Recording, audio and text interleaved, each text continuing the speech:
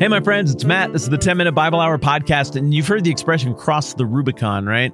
There's a Jeep named after it. It's a pretty good Jeep name, if you think about it, for what Jeep's branding is. It's like pushing the limits, pushing the boundaries, crossing some lines. Yeah, good job, Jeep. But it's a reference to something that goes way, way back to a century plus before the time of Jesus. The deal was that there's a river on the Italian peninsula, not a particularly significant one, but it's north of Rome. It's called the Rubicon River.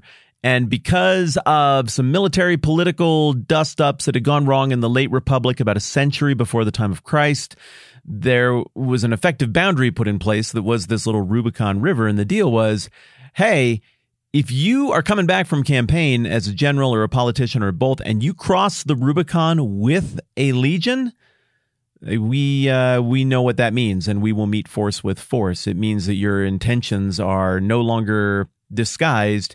You really are marching on Rome with Roman soldiers. And of course, Julius Caesar famously did that. The quote is attributed to him, "The die has been cast," as he crossed the Rubicon River. And in fairness to that guy, he was on his way back home to get executed. He'd had so much success in Europe and Britannia that his political rivals just viewed him as too great a threat. And so they had called him back on what would prove to be trumped-up charges to probably have him dispossessed of his property and probably even executed to keep his power and his influence in check. So Caesar's play was like, he better come with an army or else we're going to have trouble. So he came with an army. That aside, all pretenses of order and niceness were dispatched with the second he crossed the Rubicon, and immediately everybody starts scrambling. All bets are off. Stuff's into Crazyville.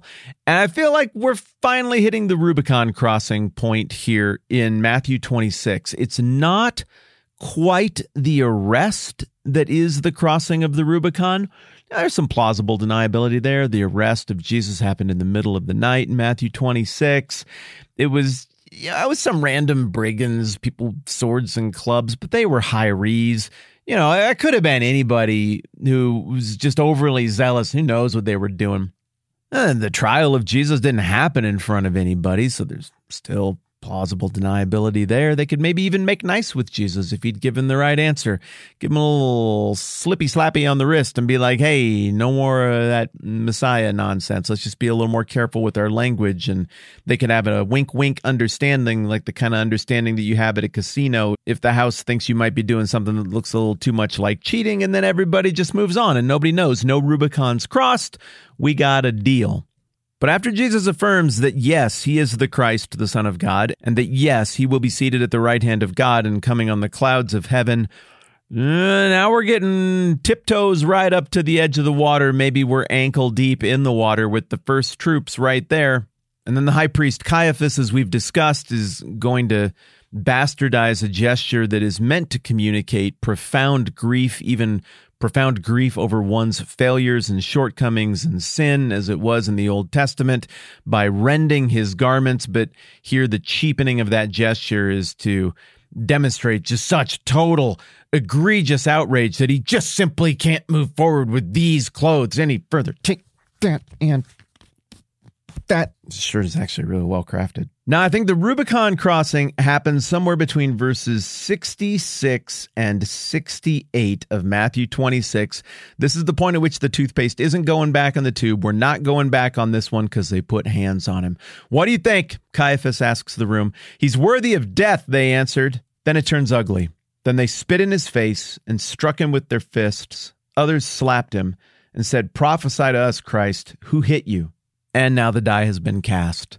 It's just like that parable that Jesus told them a couple chapters ago about how the owner of this vineyard sends different representatives to go and collect the rent to make sure that the tenants are tending the vineyard properly on behalf of the owner, but they rough up all of the different people he sends. So he sends his own son, and they ultimately decide that they're going to rough him up all the way to the point of killing him as well. Now they are doing exactly what the bad guys in the story did. Reason is no longer in play. We're spiraling into Lord of the Flies territory. And the restraint that they had been showing out of fear of the people, suddenly they apparently don't feel like they need to show that restraint anymore, because he said certain words, and the words were too much. And it was from his mouth. Now we can make fun of him and jab him and poke at him and slap him and mock him, kind of like idiots do to animals in the zoo in YouTube videos right before the animals in the zoo lurch forward and do horrible things to those idiots. And then the video always gets turned off because of the graphic content regulations on YouTube. Except that revenge moment, a second, I'm looking. No, it never really comes. In the Bible, it never really shows up here in the book of Matthew. Jesus doesn't lurch to the edge of the cage and fire back. He does not call down a legion of angels to cross the corporeal Rubicon. Instead, he just takes it. Like a sheep led to the slaughter, like a sheep led to the shearer, he just stands there. And the king of everything, the king who was promised and long awaited, endures this abuse at the hands of people who have completely failed to hold up their end of the bargain. If they'd just done nothing, maybe that would have been passable. Like, you don't really have to do much of anything to get this one right. Like, just, well, maybe you're the Messiah, maybe you're not. I need more time to think about it. And then just think about it like forever, for a really long time. Okay, whatever. You couldn't be accused of complete and total dereliction of duty. But no, like the people whose job it was to connect people with God are now actively punching and spitting on God in the flesh.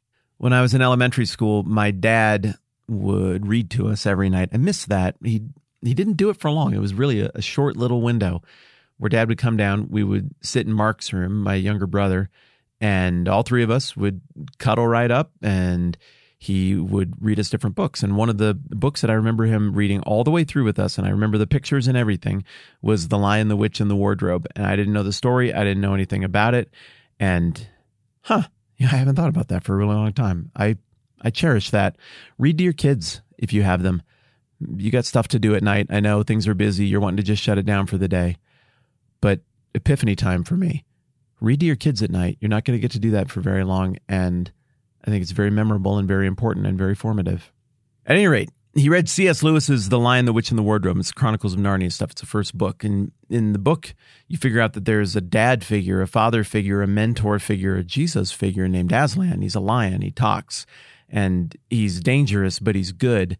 And you see along the way that he has the power to defeat evil, yet in some weird, twisted unfolding of things that seems completely not just and backwards and weird and wrong to a kid, well, probably to an adult as well, Aslan submits to inferior beings and let them spit on him and hit him and mock him and drag him to this stone satanic table out in the pagan woods and murder him on it.